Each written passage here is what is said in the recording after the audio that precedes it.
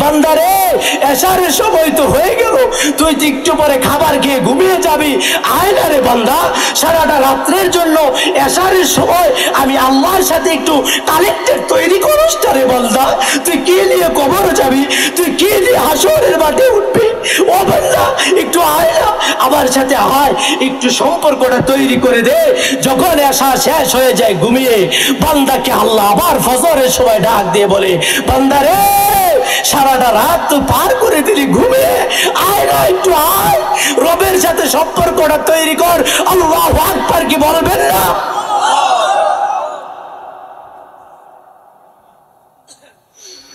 দিগুলের মুসলমান, সারাটা রাত যখন ঘুমিয়ে ঘুমিয়ে পার করে দিলেন, ফজরের সময় আল্লাহ ডাক দিয়ে বলে, ও বান্দা তোর কি এখনো ঘুম শেষ হয় না? তুই কি শয়তানকে এমন ভাবে আঁকড়িয়ে ধরছিস?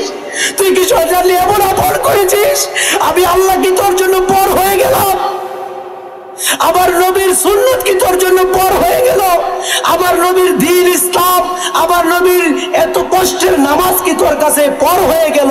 আয় না রে বান্দা, আয়, ফজরের সময় আমার সাথে একটু কথোপকথন কর, আমি তোর সাথে একটু কালেক্টর তৈরি করি, তোর জীবনের গুনাহগুলিকে আমি আল্লাহ ধুয়ে মুছে ক্ষমা করে তোকে পবিত্র বানায়া দিয়ে চিল্লায় পড়ি সুবহানাল্লাহ।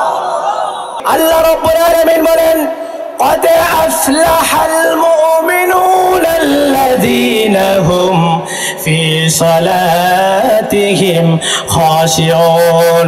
سبحان الله। আল্লাহ রাব্বুল আলামিন মুমিন বান্দাদেরকে দুনিয়ার জমিনের মধ্যে একমাত্র শুধুমাত্র সফলকাম মুমিন ওই ব্যক্তিদেরকে বলা হয়েছে। কোন ব্যক্তিটা? সেই ব্যক্তিরা যারা হচ্ছে قد أفلح المؤمنون الذين هم في صلاتهم خاشعون। আল্লাহ রাব্বুল আলামিন বললেন, প্রকৃতপক্ষে সফলকাম মুমিন হচ্ছে এই ব্যক্তিটা যারা নামাজের মধ্যে বিনয়ী হয়। বলি সুবহানাল্লাহ। যারা নামাজের মধ্যে বিনয়ী হয় তারাই হচ্ছে প্রকৃতপক্ষে সফলকাম মুমিন। যারা নামাজের মধ্যে নম্র হয়, যারা নামাজের মধ্যে ভদ্রতা হয়, তাদের মাত্র সফলকাম মুমিন এই দুনিয়ার জমিনের মধ্যে আর কেউ হতে পারে না। কথা বলেন ঠিক কিনা? তার জন্য রব্বুল আলামিন বলেন, বুনিয়াল ইসলাম আলা খামসিন শাহাদাতি আল্লা ইলাহা ইল্লাল্লাহ ওয়া আন্না মুহাম্মাদান আবদুহু ওয়া রাসূলুহু ওয়া ইকামিস সালাতি ওয়া ইতাইজ যাকাতি ওয়াল হজ্জি ওয়া সাওমি রমাদান। জিকার মেরে বলি সুবহানাল্লাহ। আল্লাহ রাব্বুল আলামিন পৃথিবীর সকল মানুষদেরকে এমন একটি বিষয় দিয়ে আমাদের সকলকে, এমন একটা বিষয় দিয়ে আমাদের সকলকে আল্লাহ রাব্বুল আলামিন দুনিয়ার জমিনের মধ্যে আমাদেরকে বলতেছেন, যারা প্রকৃতপক্ষে মুমিন বান্দা হয়ে যাবে তাদের জন্য একমাত্র শুধুমাত্র বুনিয়াল ইসলাম আলা খামসিন। যারা প্রকৃতপক্ষে মুসলমান তাদের জন্য মহান রব্বুল আলামিন সর্বপ্রথম বলেছেন, বুনিয়াল ইসলাম আলা খামসিন শাহাদাতিন আল্লা ইলাহা ইল্লাল্লাহু ওয়া আন্না মুহাম্মাদান আবদুহু ওয়া রাসূলুহু। চিৎকার মেরে বলি সুবহানাল্লাহ। আল্লাহ রাব্বুল আলামিন বলেন, সর্বপ্রথম দুনিয়ার জমিনের মধ্যে যেই ব্যক্তিটা ঈমান আনার পরে সর্বপ্রথম আমাদের জন্য যে বিষয়টা দরকার সেই বিষয়টা হলো আমাদের জন্য নামাজ। নামাজ নামাজ চিল্লায় পড়ি সুবহানাল্লাহ। নামাজ আমাদের সমাজের সকলের দরকার আছে নাকি নাই? আমাদের ঘরের মধ্যে নামাজের দরকার আছে নাকি নাই? শুধু নিজে নামাজ পড়লে চলবে না, আপনার স্ত্রীকে নামাজ পড়াতে হবে, আপনার সন্তানকে নামাজ পড়াতে হবে, আপনার আহাল পরিজনকে আপনি নামাজ পড়াতে হবে। শুধু নিজেই নামাজ পড়লে চলবে না, সকল মেয়ে মিলে সারিবদ্ধ হয়ে দলবদ্ধ হয়ে যখন মুয়াজ্জিন যখন মসজিদের মাইকে যখন আযান দিবেন, আল্লাহু আকবার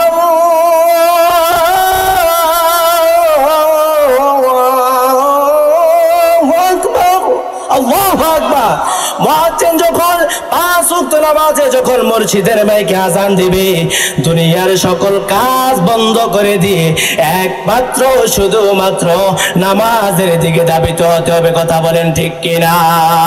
ভাইরা আমার, বন্ধুরা আমার, তার জন্য রব্বুল আলামিন অন্য এক জায়গার মধ্যে বলেছেন, ইন্নাস সালাতা তানহা আনিল ফাহশাই ওয়াল মুনকার, নিশ্চয়ই একমাত্র শুধুমাত্র নামাজই পারে পৃথিবীর সকল অশ্লীলতা, পৃথিবীর সকল বেহায়াপনা, পৃথিবীর সকল খারাপ কাজ থেকে একমাত্র শুধুমাত্র পারে নামাজ আপনাকে বিরত রাখতে। কথা বলেন ঠিক কিনা?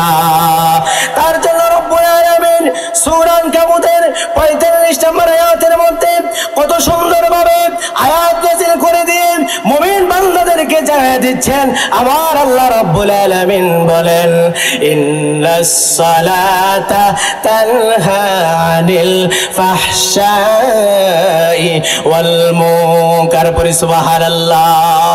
নিশ্চয়ই নামাজ এমন একটা ইবাদত, যে ইবাদতটা যদি প্রত্যেকটা মুমিন বান্দার মধ্যে না থাকে, তাহলে হাশরের ময়দানে, কিয়ামতের ময়দানে, কাল কিয়ামতের ময়দানে সর্বপ্রথম কিন্তু আপনাকে নামাজের জন্য হিসাব দিতে হবে। ঠিক কিনা বলেন? আপনি দুনিয়ার জমিনের মধ্যে ভালো কাজ করেছেন, আপনি ভালো ইবাদত করেছেন, সেটা আপনার গ্রহণযোগ্য হতে পারে, না হতে পারে, কিন্তু হাশরের ময়দানে আপনাকে সর্বপ্রথম যে বিষয়টা আপনাকে জিজ্ঞাসা করা হবে, সেই বিষয়টা হলো আল্লাহর প্রিয় হাবিব নবী কুল সম্রাট নূহ নবীজি আমার, আল্লাহু আকবার, মুহাম্মদ সাল্লাল্লাহু আলাইহি সাল্লাম বলেন, আউয়ালু মা ইউহাসাবু বিহিল আবদু ইয়াউমাল কিয়ামাতিস সালাহ। সুবহানাল্লাহ। আল্লাহ রাব্বুল আলামিন হাশরের ময়দানে সর্বপ্রথম আপনাকে নামাজের জন্য আপনাকে সর্বপ্রথম প্রশ্ন করা হবে, আউয়ালু মা ইউহাসাবু বিহিল আবদু ইয়াউমাল কিয়ামাতিস সালাহ। জবানে খুলে পড়ি সুবহানাল্লাহ। আল্লাহ রাব্বুল আলামিন সর্বপ্রথম আপনাকে কিয়ামতের ময়দানে নামাজের জন্য আপনাকে জিজ্ঞাসা করা হবে। বলে আল্লাহু আকবার। নামাজের জন্য জিজ্ঞাসা করা হবে, বলবে দুনিয়ার জমিনের মধ্যে বান্দা তোমরা কি ইবাদত করেছো, কি ইবাদত তোমরা করেছো? আয় আয় সকল বান্দারা, আজকে হাশরের ময়দানে হিসাব কিতাব শুরু হয়ে যাবে। হিসাবের মধ্যে সর্বপ্রথম এক একটা বান্দাকে জিজ্ঞাসা করা হবে, হে আমার বান্দারা, দুনিয়ার জমিনের মধ্যে থেকে তোমরা কি ইবাদত করেছো? আয় আমার কাছে আয়, নামাজের হিসাব আমার কাছে দিয়ে যাও। পড়ি সুবহানাল্লাহ। কাল কিয়ামতের ময়দানটা এমন হয়ে যাবে রে বাবা, ছেলে তার বাবাকে চিনবে না, বাবা তার সন্তানকে চিনবে না, কেউ কাউকে চিনবে না। একটা নেকির জন্য ছেলে ঘুরবে তার বাবার পিছে, বাবা ঘুরবে তার ছেলের পিছে। ওই কঠিন ময়দানে আপনাকে সর্বপ্রথম জিজ্ঞাসা করা হবে, বান্দা তুমি দুনিয়াতে এসেছিলে, তোমাকে নামাজের জন্য আহ্বান করা হয়েছিল, তুমি নামাজের জন্য কি প্রস্তুতি নিয়েছো? সর্বপ্রথম যদি আপনি নামাজের হিসাব কিতাব যদি আপনি ভালোভাবে দিতে পারেন, তাহলে আল্লাহ রাব্বুল আলামিন আপনাকে বিনা হিসাবে জান্নাতের মেহমান বানিয়ে দিবে। বলি সুবহানাল্লাহ। তারপরে রব্বুল আলামিন দেখেন আল্লাহর প্রিয় হাবিব আরেক জায়গার মধ্যে বলেছেন, মিফতাহুল জান্নাতিস সালাহ। আল্লাহর প্রিয় হাবিব বলেন, কিয়ামতের ময়দানে সকল ইবাদত শেষ হওয়ার পরে বান্দাকে বলবে, বান্দা তুমি জান্নাতের মধ্যে চলে যাও। তারপরে আল্লাহ পাক যখন বান্দাকে বলবে তুমি জান্নাতের মধ্যে চলে যাও, বান্দা যখন জান্নাতের মধ্যে চলে যাবে, জান্নাতে যাওয়ার পরে যখন দেখবে জান্নাতের দরজার মধ্যে তালা লাগানো আছে, বান্দা বলবে, হে ফেরেশতারা, আমাকে আল্লাহ পাক বলেছে জান্নাতে ঢোকার জন্য, কিন্তু আমার জন্য তো জান্নাতের দরজাটা খোলা আছে, জান্নাতের দরজাটা আমার জন্য খুলে দাও। ফেরেশতা বান্দাকে প্রশ্ন করে বলবে, হে বান্দা, দুনিয়ার জমিনের মধ্যে তোমাকে নামাজের জন্য বলা হয়েছিল, কিন্তু তুমি নামাজ পড়ো নাই, তোমার জন্য আজকে হাশরের ময়দানে তোমাকে আল্লাহ পাক জান্নাত দিয়ে দিয়েছেন ঠিক, কিন্তু তুমি দুনিয়ার জমিনের মধ্যে উলামায়ে কেরামরা বলেছিল তোমাকে 5 ওয়াক্ত নামাজ আদায় করার জন্য, মসজিদে যাওয়ার জন্য, কিন্তু তুমি নামাজ আদায় করো নাই। আজকে হাশরের ময়দানে তোমার জন্য জান্নাত খোলা হবে না। চিৎকার মেরে বলেন ঠিক না ঠিক? তাহলে নামাজ পড়ার দরকার আছে নাকি নাই? এই দিকে মুসলমান ডান হাত তুলে বলো, নামাজ পড়ার দরকার আছে নাকি নাই? একমাত্র শুধুমাত্র only one নামাজই পারে আপনাকে শান্তি দিতে, একমাত্র নামাজই পারে আপনাকে প্রশান্তি দিতে। চিল্লায়ে পড়ি সুবহানাল্লাহ। যে ব্যক্তিটা 5 ওয়াক্ত নামাজ পড়বে সেই ব্যক্তিটা কখনো চুরি করতে পারে না। যেই ব্যক্তিটা 5 ওয়াক্ত নামাজ পড়ে সেই ব্যক্তিটা কখনো চিটিংবাজি করতে পারে না, বাটপারি করতে পারে না। তার জন্য আল্লাহ পাক বলে দিয়েছেন ওয়াস্তাঈনু বিস-সাবরি ওয়াস-সালাহ, তোমরা ধৈর্য এবং নামাজের মধ্যে সাহায্য প্রার্থনা করো। বলে সুবহানাল্লাহ। ভাইরা আমার, বন্ধুরা আমার, গভীর মনোযোগ সহকারে শুনেন। অন্য এক জায়গার মধ্যে আল্লাহ পাক বলেন ওয়ালিল্লাহি ইয়াসজুদু মা ফিস সামাওয়াতি ওয়া মা ফিল আরদি মিন দাবাতি ওয়াল মালাইকাতু ওয়া হুম লা ইয়াস্তাকবিরুন।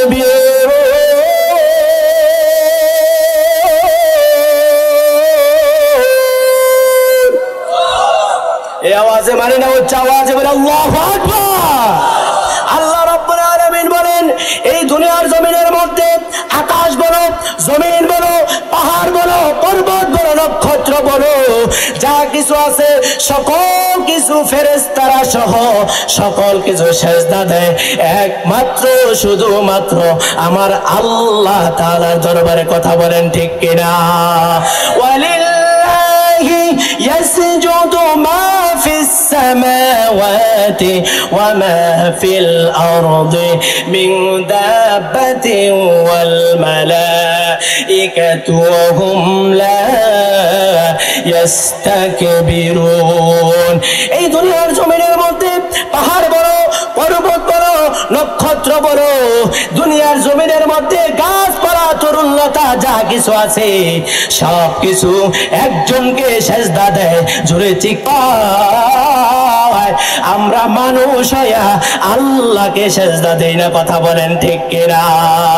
ভাইয়ের আমার, বন্ধুরা আমার, ভাইয়ের আমার, বন্ধুরা আমার, তার জন্য হাদিস শরীফের মধ্যে ইরশাদ করেছেন কাল কিয়ামতের ময়দানে আল্লাহর প্রিয় হাবিব নবী কুল সম্রাট নূহ নবী আমার মুহাম্মদ সাল্লাল্লাহু আলাইহি সাল্লাম বলেন যে ব্যক্তিটা দুনিয়ার জমিনের মধ্যে নামাজ পড়তে পড়তে যেই ব্যক্তিটার অন্তরটা বতে নূরে নূরান্বিত হয়ে যাবে, কাল কিয়ামতের ময়দানে, হাসরের ময়দানে ওই ব্যক্তিটা নামাজের মতো নূরানি চেহারা নিয়ে কাল হাসরের ময়দানে মাঠে উঠবে। কথা বলেন ঠিক কিনা?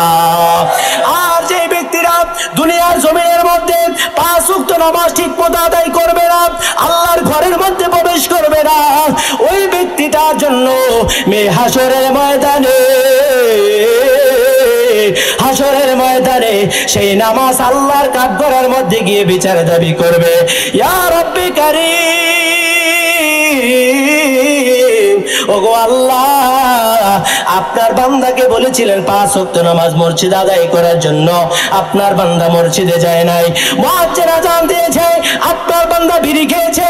মুয়াজ্জিন আযান দিয়েছে, আপনার বান্দা টেলিভিশন দেখেছে। মুয়াজ্জিন আযান দিয়েছে, আপনার বান্দাটা মাঠের মধ্যে কাজ করেছে, কিন্তু আপনার দরবারে কখনো সিজদা দেয় নাই।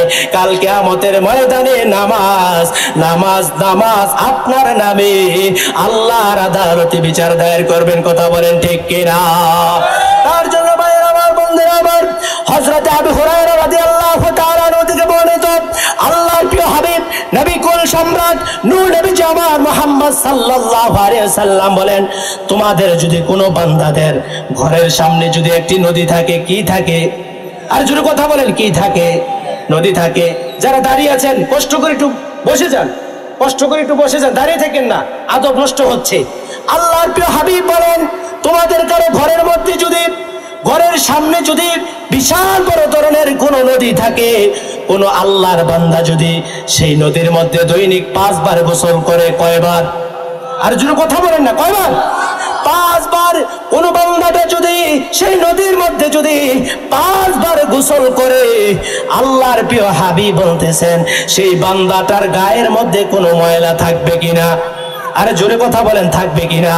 দৈনিক 5 বার গোসল করলে যে এরকম, আল্লাহর প্রিয় হাবিব বলেন কোন নদীতে যদি কোনো ব্যক্তি যদি দৈনিক 5 বার যদি কেউ গোসল করে, তার শরীরের মধ্যে যেমন ময়লা থাকবে না, দুনিয়ার জমিনের মধ্যে রে বাজার যেই ব্যক্তিটা 5 ওয়াক্ত নামাজ আমার আল্লাহর ঘরের মধ্যে গিয়ে সেজদা দিয়ে দৈনিক 5 ওয়াক্ত নামাজ আদায় করবে, আল্লাহর প্রিয় হাবিব বলেন ওই বান্দার জীবনের গুনাহগুলো মাফ করে দেন কে? আর জোরে বলেন কে? আল্লাহ। তার জন্য ভাইরা আমার, বন্ধুরা আমার, দৈনিক 5 ওয়াক্ত নামাজ যদি আপনি সঠিক মতো আদায় করেন, খুশুর সাথে যদি ভালোভাবে আপনি যদি নামাজ আদায় করেন, আল্লাহু আকবার বলে যখন আপনি নিয়তটা বেঁধে ফেলবেন, আপনার দুনিয়ার কোনো মনোযোগ আপনার অন্তরের মধ্যে গাফেল করা যাবে না। আপনি কি করেছেন না করেছেন সেই মনোযোগ নামাজের মধ্যে আনা যাবে না, ঠিক কিনা বলেন? এখন বর্তমান সমাজের মধ্যে দেখা যায়, উদাহরণস্বরূপ আপনাদেরকে একটু উদাহরণস্বরূপ একটা ঘটনা বলতেছে। এক মসজিদের মধ্যে ইমাম সাহেব নামাজ পড়াইছে। কি পড়াইছে? নামাজ পড়াইছে। ইমামের ভুল ধরে এরকম মুসল্লি কিন্তু সমাজের মধ্যে অনেক আছে, কথা কোন ঠিকটা বেঠি। ইমাম সাহেব যখন সালাম ফিরাইছে, আসসালামু আলাইকুম ওয়া রাহমাতুল্লাহ, আসসালামু আলাইকুম ওয়া রাহমাতুল্লাহ, তখন এক মুসল্লি হঠাৎ করে দাঁড়ায় কয়, হুজুর আজকে নামাজ কয় রাকাত পড়াইছেন? হুজুর কয় 4 রাকাত পড়াইছি। না, আজকে 4 রাকাত হয় নাই, আজ 3 রাকাত হইছে। নাউজুবিল্লাহ বলনা কা? কার ভুল ধরে? আর কার ভুল ধরতে গেছে? হুজুরের ভুল ধরতে গেছে। তখন ইমাম সাহেব বলে, না বাবা, আমি তো সঠিকভাবে 4 রাকাত নামাজ পড়াইছি, আপনি বলতেছেন 3 রাকাত হয়েছে, এখন তো আমি তো কোনো কিছু বুঝতে পারতেছি না। হুজুর শোনেন, কিভাবে হয়েছে জানেন? আপনি যখন 1 রাকাত নামাজ পড়াচ্ছিলেন, আল্লাহু আকবার বলে নামাজ শেষ করেছেন, আমার বরুড়া বাজারের মধ্যে 4টি দোকান। কয়টি দোকান? মনোযোগ কোথায়? আমার দিকে আছে তো? কয়টি দোকান? 4টি দোকান আমার। আপনি যখন প্রথম রাকাত শেষ করেছেন, হুজুর আমি আমার মাত্র কসমেটিকের দোকানের হিসাবটা ভালোভাবে আমি ক্লোজ করেছি, নাউজুবিল্লাহ বলবেন না? আপনি যখন দ্বিতীয় রাকাত শেষ করছেন, আমার যখন আরেকটা কাপড়ের দোকান আছে, দ্বিতীয় রাকাতে সেই কাপড়ের দোকানের হিসাবটা আমি শেষ করেছি, নাউজুবিল্লাহ কইতেন না? না সকালে কইবেন? হুজুর যখন 3 রাকাত পড়াইছেন, তখন আমার যার একটা জুতার দোকান আছে না পশ্চিম বাজারে, সেইটার হিসাব শেষ করছি। এর ভিতরে দেখি আমনে সালাম টালাম ফিরাইয়া নামাজ বেড়ে শেষ করে লাইছে, নাউজুবিল্লাহ কইতেন না? চিন্তা করছো মুসলমান? ও হুজুর মাত্র 3 রাকাত হইছে, 3টা দোয়ানের হিসাব করছি, আরো তো একটা দোয়ানের হিসাব বাকি রয়েছে হুজুর। এই জন্য নামাজ 3 রাকাত হইছে, 4 রাকাত হয় নাই। এর মুসল্লি সমাজের মধ্যে আছে নাকি নাই? চিন্তা করছো মুসলমান? আমরা এই রুমা নামাজে পড়ি, যেই নামাজের মধ্যে কোনো খুশু নাই, যেই নামাজের মধ্যে কোনো ধ্যান খেয়াল নাই। আরে বাবা, একমাত্র নামাজের মধ্যে ধ্যান খেয়াল তো থাকবে আল্লাহর দিকে, কথা বলেন ঠিকটা বেঠে?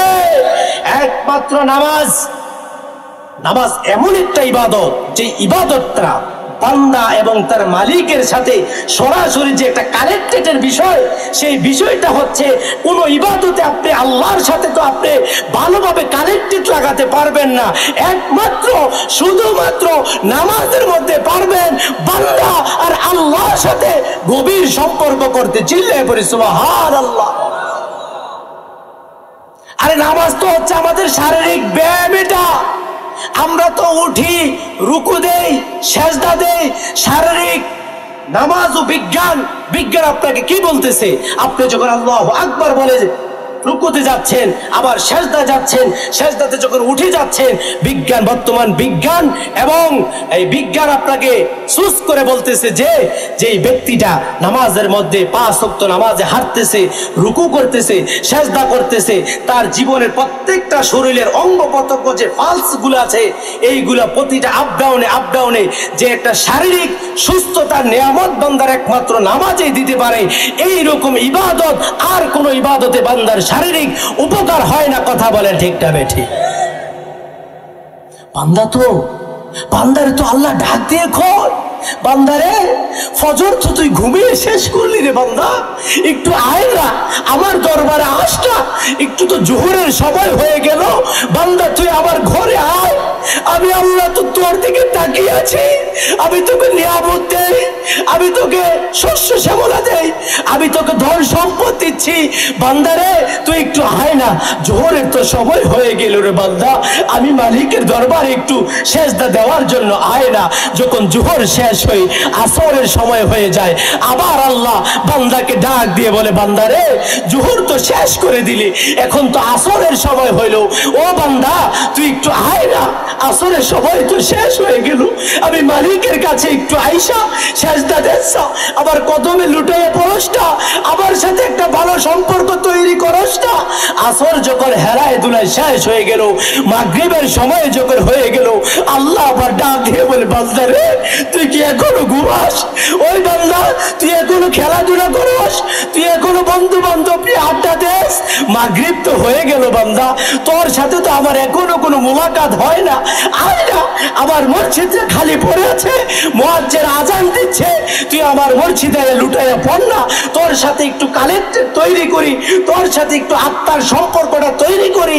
বান্দারে, বান্দা যখন মাগরিব হেলায় দুলে কাটিয়ে দেয়, আল্লাহ আবার এশারের সময় ডাক দিয়ে বান্দাকে, বান্দারে এশারের সময় তো হয়ে গেল, তুই একটু পরে খাবার খেয়ে ঘুমিয়ে যাবি, আয় না রে বান্দা, সারাটা রাত্রের জন্য এশারের সময় আমি আল্লাহর সাথে একটু কালেক্টেড তৈরি করিস না রে বান্দা, তুই কি নিয়ে কবরে যাবি, তুই কি নিয়ে হাসরের মাঠে উঠবি? ও বান্দা একটু আয় না, আমার সাথে আয়, একটু সম্পর্কটা তৈরি করে দে।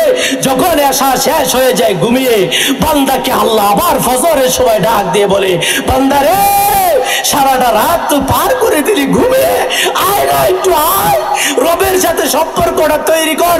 আল্লাহু আকবার কি বলবেন না?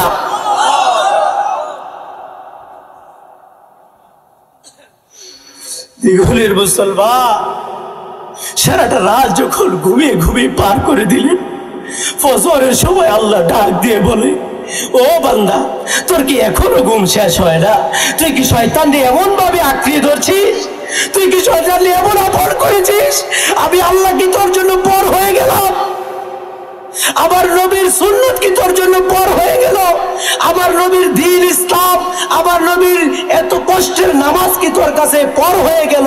আয় না রে বান্দা, আয়, ফজরের সময় আমার সাথে একটু কথোপকথন কর, আমি তোর সাথে একটু কালেক্টর তৈরি করি, তোর জীবনের গুণাগুলিকে আমি আল্লাহ ধুয়ে মুছে ক্ষমা করে তোকে পবিত্র বানায়া দিয়ে চিল্লায় পড়ি সুবহানাল্লাহ।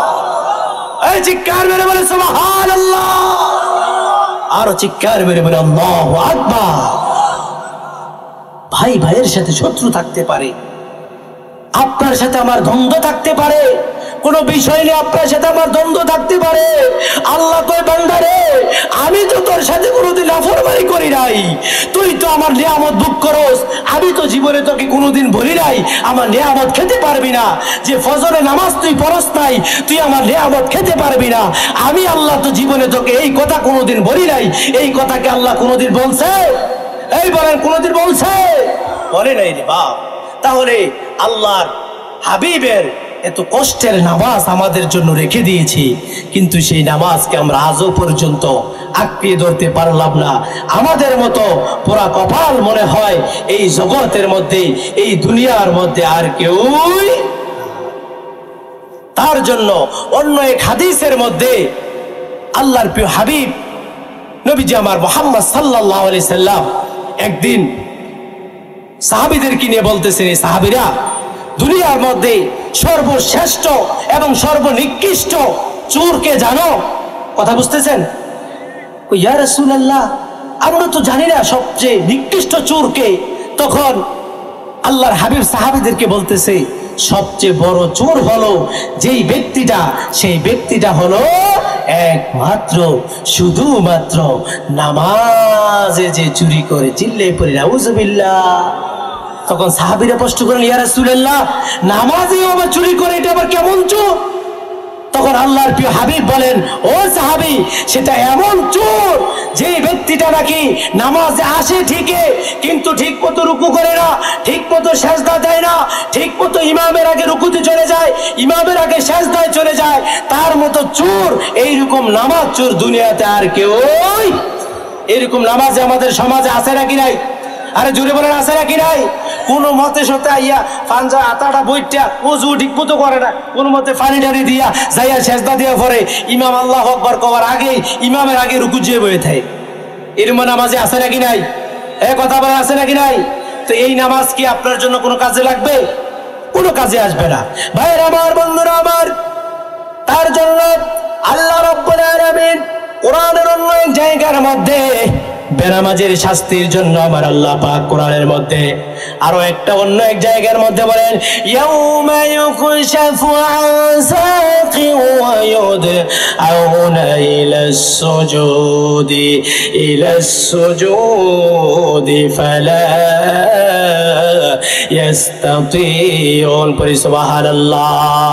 আল্লাহ রাব্বুল আলামিন বলেন, কাল কিয়ামতের ময়দানে, হাশরের ময়দানে যখন সকল বান্দাদেরকে বলবে, হে আমার বান্দারা, দুনিয়ার জমিনের মধ্যে যারা তোমরা আমার বান্দারা, আজকে কিয়ামতের ময়দানে তোমরা আমার জন্য সেজদা দাও। কার জন্য সেজদা দিতে হবে? জোরে বলেন, কার জন্য সেজদা দিতে হবে?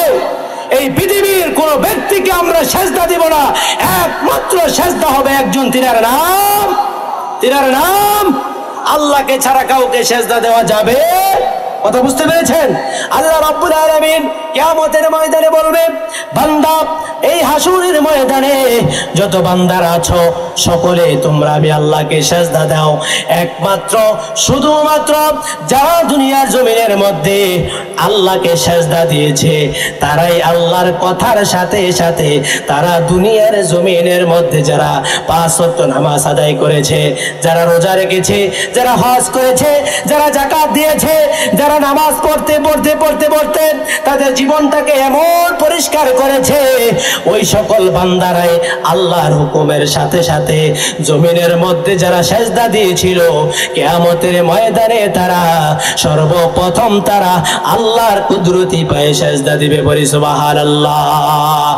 আর যারা সেজদা দিতে পারবে না তারা হলো যারা দুনিয়ার জমিনের মধ্যে কাফের ছিল, বেঈমান ছিল, মুশরিক ছিল, মুনাফিক ছিল, যারা ঈমান এনেছে কিন্তু নামাজ আদায় করে নাই, ঠিকমতো মসজিদের মধ্যেও যায় নাই, তাদেরকে যখন হাসরের ময়দানে বলা হবে, বান্দা তুমি সেজদা দাও, তার পিঠটা এমন সোজা হয়ে যাবে, তামার মতো সোজা হয়ে যাবে, সেই বান্দাটা কখনো সেজদা দিতে পারবে না। বলে আল্লাহু আকবার।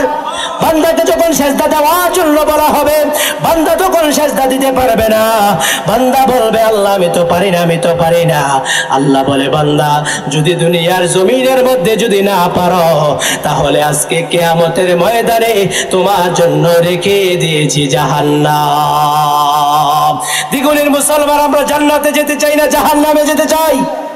জুড়ে বলেন, জান্নাতে না জাহান্নামে? কারা কারা জান্নাতে যেতে চান? ডান হাত তুলে দেখায় দেন।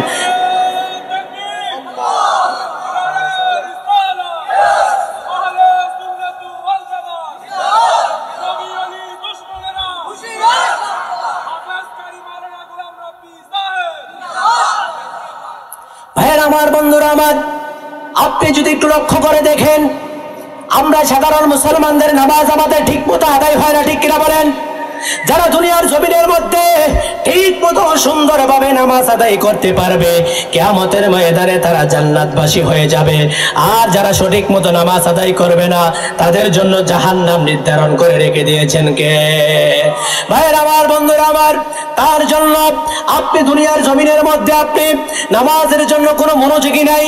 আপনি যদি একটু চিন্তা করে দেখেন, গবেষণা করে দেখেন, কোনো মানুষের আদর্শ আপনাকে গ্রহণ করতে বলি না, একমাত্র শুধুমাত্র আপনি সাহাবাই কেরামের আদর্শের দিকে তাকান।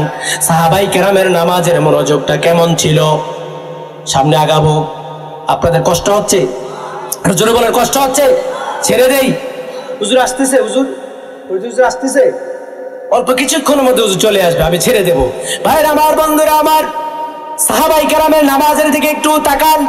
তাদের নামাজের মনোযোগটা কেমন ছিল? আল্লাহর প্রিয় হাবিব নবী কুল সম্রাট নূর নবী আমার মুহাম্মদ সাল্লাল্লাহু আলাইহি সাল্লাম একদিন মদিনাতুল মুনাওয়ারা থেকে কাফেরদের সাথে যুদ্ধ করার জন্য তিনি চলে গেলেন। আল্লাহু আকবার।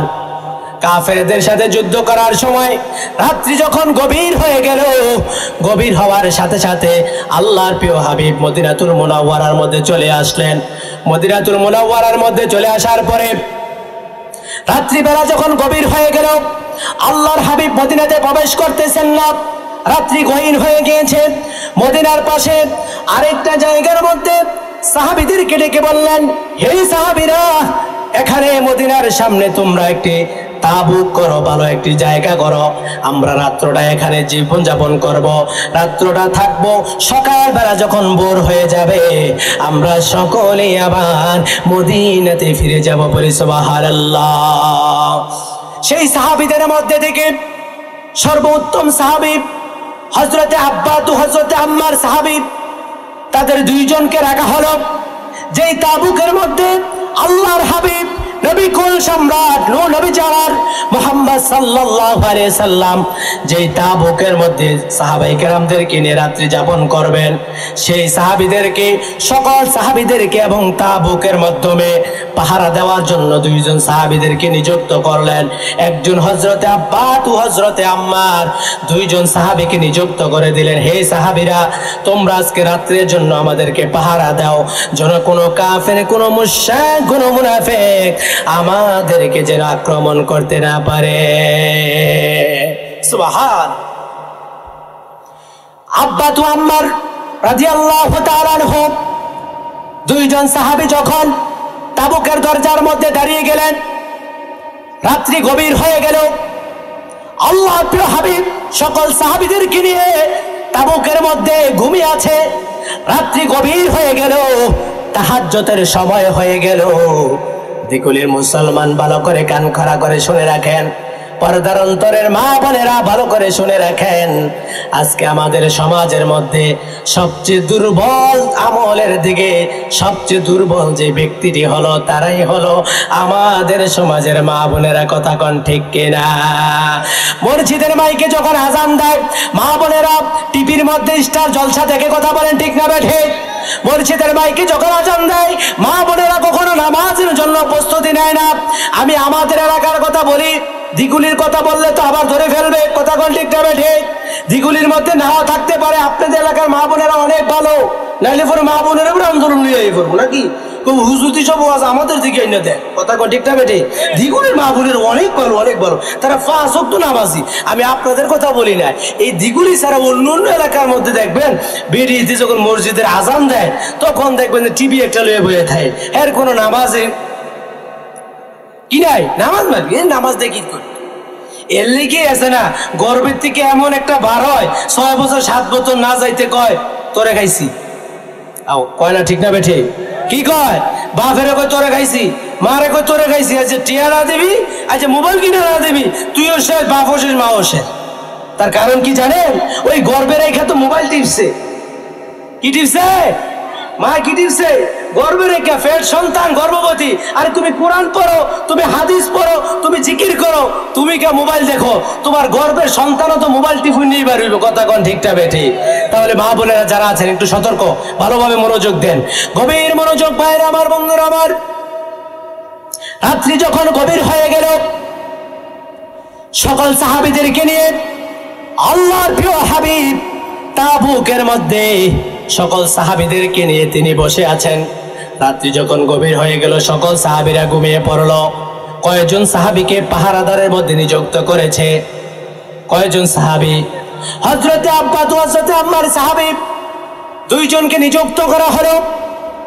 তাবুকের গেটের মধ্যে দাঁড়িয়ে দুইজন সাহাবী যখন রাত্র গভীর হয়ে গেল, একজন সাহাবী আরেকজন সাহাবীকে বলল, ভাই রাত্র তো গভীর হয়ে গেল, তুমি একটু আরাম করো, তারপরে আমি আবার জেগে থাকবো, তুমি আবার ঘুমাবে। আল্লাহু আকবার বলেন।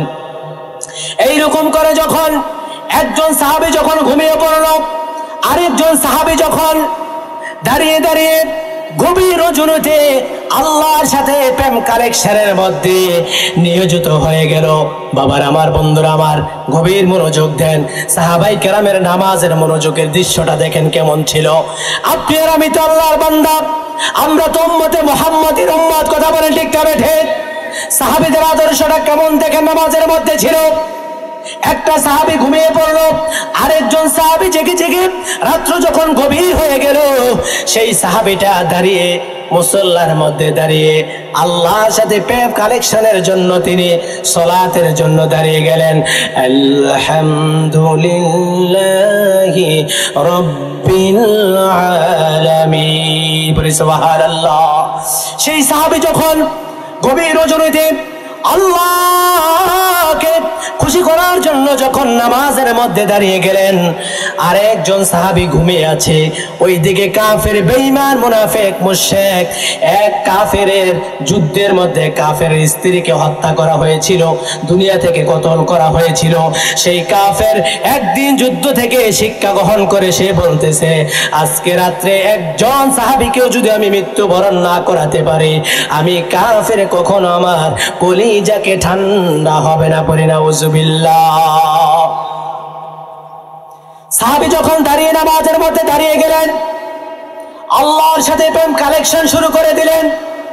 ওইদিকে কাফেরের স্ত্রী যে শহীদ হয়ে গিয়েছিল, সেই কাফেরের স্ত্রী শহীদ হয়ে গিয়েছিল, সেই মহিলার স্বামী যেই কাফের, তার রাত্রটা টার্গেট ছিল সাহাবীদেরকে একজন সাহাবী হলেও দুনিয়া থেকে বিদায় করে না পর্যন্ত তার কলিজা ঠান্ডা হবে না। নাউযুবিল্লাহ। হঠাৎ করে যখন রাত্রি যখন গভীর হয়ে গেল, গভীর হয়ে যাওয়ার পরে সেই কুখ্যাত কাফেরটা যখন সাথে সাথে তীর নিক্ষেপ করলো, সর্বপ্রথম যেই তীরটা নিক্ষেপ করলো, সাথে সাথে নারে তাকবীর, নারে রিসালাত, মুফতি জহুরুল ইসলাম ফরিদী সাহেবের আগমন, দিগুলিবাসীর পক্ষ থেকে নারে তাকবীর, নারে রিসালাত, আহলে সুন্নাত ওয়াল জামাত, আল্লামা মুফতি জহুরুল ইসলাম ফরিদী সাহেবের আগমন, জহুরুল ইসলাম ফরিদী সাহেবের আগমন, নারে তাকবীর, নারে রিসালাত, প্রধান বক্তার আগমন, মুফতি জহুরুল ইসলাম ফরিদী সাহেবের আগমন, এই এলাকার পক্ষ থেকে, যুব সমাজের পক্ষ থেকে, দিগুলিবাসীর পক্ষ থেকে নারে তাকবীর। সকলে খুশি না বেজার? জোরে বলে খুশি না বেজার? এখন দেখবেন কই থেকে দৌড়াইয়া প্যান্ডেলের ভিতরে মানুষ হয়। সবার বসেন বসেন বসেন, হুজুর চলে আসে, এখনই আমি ছেড়ে দিচ্ছি, ঘটনাটা শেষ করে ছেড়ে দিচ্ছি। হযরতে আম্মার ও আব্বাস যখন সাহাবী যখন তীর নিক্ষেপ করলো, কাফেরটা যখন সাহাবীর দিকে তীর নিক্ষেপ করলো, সাথে সাথে একটা তীর নিক্ষেপ করলো, তারপর আরেকটা তীর নিক্ষেপ করলো, 3 নম্বর তীরটা যখন আবার নিক্ষেপ করলো, সাথে সাথে প্রত্যেকটা তীর গিয়ে সেই সাহাবীর কলিজার মধ্যে আঘাত লেগেছে। বলি সুবহানাল্লাহ। সেই তীরটুকু আঘাত লাগার পরে আরেকজন সাহাবী যখন সজাগ হয়ে গেল, সজাগ হয়ে যাওয়ার পরে বলতেছেন, রে ভাই, আপনি নামাজের মধ্যে দ্বন্দ্ববান হয়ে আছেন, আপনাকে এক একটি করে 3টি তীর আপনাকে মারা হলো, 3টি তীর আপনাকে নিক্ষেপ করা হলো, কিন্তু আপনি নামাজের মধ্যে দ্বন্দ্ববান হয়ে আছেন। 1টা 2টা 3টা তীর আপনাকে নিক্ষেপ করার পরে আপনিও তারপরে কেন আপনি কোনো সজাগ পান নাই? একবার জোরে বলা যাবে কি আল্লাহু আকবার? সেই সাহাবী ইমানি পাওয়ার কেমন ছিল, আল্লাহর সাথে প্রেম কালেক্টেড নামাজের মধ্যে কেমন ছিল? আল্লাহু আকবার। সাহাবী ডাক দিয়ে বলে, রে ভাই, আমি যখন নামাজের মধ্যে দ্বন্দ্ববান হয়ে গেলাম, তখন আমি আল্লাহর সাথে, আমার রবের সাথে আমার কালেক্টেড তৈরি হয়ে গেল। যখন আমাকে তীর মারা হয়েছে আমি সাহাবী কোনো টের পাই নাই, কারণ আমি আমার আল্লাহর সাথে ধ্যানের মধ্যে মগ্ন ছিলাম। বলি সুবহানাল্লাহ। এই ছিল সাহাবায়ে কেরামের নামাজের দৃশ্য। আর আমার আপনাদের নামাজের দৃশ্য দেখলে মনে হয় দুনিয়ার জমিনের মধ্যে আমরা এমন নামাজ পড়ি যেই নামাজের মধ্যে কোনো খুশু নাই, যেই নামাজের মধ্যে কোনো নম্রতা নাই, ভদ্রতা নাই। ভাইয়েরা আমার, বন্ধুরা আমার, তাহলে আসুন আমাদের জীবনে প্রত্যেকটা জীবনকে আমরা আমাদের সামাজিক জীবন, রাষ্ট্রীয় জীবন, পারিবারিক জীবন, প্রত্যেকটা জীবনের মধ্যে আমাদের মা বোন, ছেলে সন্তান প্রত্যেককে আমরা নামাজি বানাবো। চিল্লায় বলে ঠিক না বেঠি? পারবেন তো ইনশাআল্লাহ? আজকে থেকে 5 ওয়াক্ত নামাজ আদায় করবেন। কারা কারা ডান হাত তুলে দেখান। নারে তাকবীর, নারে রিসালাত, আহলে সুন্নাত ওয়াল জামাত। আল্লাহ কবুল ও মঞ্জুর করে সকলে বলে আল্লাহুম্মা আমিন। ভাইয়েরা আমার, বন্ধুরা আমার, পরিশেষে আপনাদের কাছে দোয়া চেয়ে নিচ্ছি। কিছুক্ষণ আগেই যে একটি ঘটনা ঘটেছিল, আপনারা হয়তো আমাকে ভুল মনে করতে পারেন। আমরা কিন্তু এক আল্লাহকে ভালোবাসি, রাসূলকে ভালোবাসি, ঠিক না বেঠি? আচ্ছা, রাসূলের ভালোবাসা ছাড়া কি আল্লাহকে কখনো পাওয়া যাবে? কথা বুঝতে পারেন না? তো আমি বলেছিলাম হুজুর একটু আগে যে নারে রিসালাতের স্লোগানটা যেই ব্যক্তিটা বলবে ফালতু স্লোগান বা সেই স্লোগানটা জায়েজ নাই, আমি সেই তফসিরটা, সেই তাফসিরটা আমি হুজুরের কাছে রেখে দিলাম। হুজুর আপনাদেরকে সুন্দর করে বোঝাই দিবে। হুজুর নারে রিসালাতের স্লোগানটা বলাতে আমাকে কিছু অ্যাটাক করতে চাচ্ছিল। আসলে কি ভাই, আপনি ভুলে আছেন না আমি ভুলে আছি? আমি খারেজি শব্দ তো আপনাদের কোনো কবিদেরকে বলা হয় নাই। আমরা তো কবি অঙ্কনকে ভালোবাসি, কবিতা আমরা তাও পাশ করেছি। আপনি তো হুট করে না বুঝে আসলে খারেজি মনে করছেন আপনাদেরকে বলা হয়েছে। না, খারেজি কারা, কাদেরকে খারেজি বলা হয় হুজুর সেই বিষয় আপনাদেরকে বুঝাই দেবে। হুজুর আমি শাহজালালের সৈনিকের বিষয়ে খারেজি বলছি, তারা মনে করছে যে তাদেরকে খারেজি বলা হয়েছে। আসলে না রে ভাই, কবিদেরকে খারেজি বলে কে বলে তাকে আমার সাথে নিয়ে আসেন। তারা বলছে কবিরা খারেজি। কবিরা আল্লাহ মানে, রসুল মানে, নবী মানে, সাহাবায়ে কেরাম মানে, ওলি আল্লাহ মানে, তারা কখনো খারেজি হতে পারে না। কথা বলে ঠিক না বেঠে? খারেজি কারা? যাদের প্রতি ঈমান নাই, যারা আল্লাহ বিশ্বাস করে না, নবী বিশ্বাস করে না, কোরআন বিশ্বাস করে না, হাদিস বিশ্বাস করে না, তারাই হচ্ছে অরিজিনাল খারেজি। কথা বলে ঠিক না বেঠে? না বুঝে ভাই অযথা কেন চেতাচেতি করেন? কিন্তু কোনো মানুষই হয় নাই। যদি আমার ভুল হয় রব্বে কারীম যেহেতু আমাকে ক্ষমা করে দেয়, আর যদি আপনাদের ভুল হয় আল্লাহ যেহেতু আপনাদেরকে হেদায়েত দান করে, বলে আল্লাহুম্মা আমিন। ভাইরা আমার, বন্ধুরা আমার, আপনাদের সকলের প্রতি আরজ রেখে ভুল হলে ক্ষমা মার্জনা দেখবেন। আল্লামা মুফতি জহিরুল ইসলাম ফরিদী আমার অত্যন্ত কলিজার মানুষ, যাকে হৃদয় দিয়ে সবসময় ভালোবাসি, যার ওয়াজ সবসময় না শুনলে আমার নিজেরও ঘুম হয় না। আলহামদুলিল্লাহ বলবেন না? সেই হুজুর আজকে একই স্টেজে বসতে পেরেছি, আমি আমার নিজেকে অনেক ধন্য মনে করতেছি। আল্লাহ পাক হুজুরের হায়াতে, এলেমে, কণ্ঠে আরো দারাজ বাড়িয়ে দেন সকলে বলে আল্লাহুম্মা আমিন। ইজ্জত সম্মানের উচ্চ মাকাম দান করে দেন সকলে বলে আল্লাহুম্মা আমিন। আল্লাহ পাক আমাদের সকলকে কবুল ও মঞ্জুর করে সকলে বলে আল্লাহুম্মা আমিন। এই বলে আমার সংক্ষিপ্ত আলোচনা আপনাদের কাছে এখানে শেষ করলাম। হুজুরের কাছে দোয়া চেয়ে, আপনাদের সকলের কাছে দোয়া চেয়ে আমার অসমাপ্ত আলোচনা এখানে শেষ করলাম। ওয়া মা তাওফীক ইল্লা বিল্লাহ। আসসালামু আলাইকুম ওয়া রাহমাতুল্লাহি ওয়া বারাকাতুহু।